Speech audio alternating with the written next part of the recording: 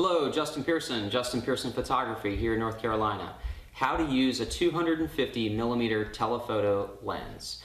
When you're using a telephoto lens that's not a zoom, it's a prime lens, one of the advantages that you get is amazing clarity and quality.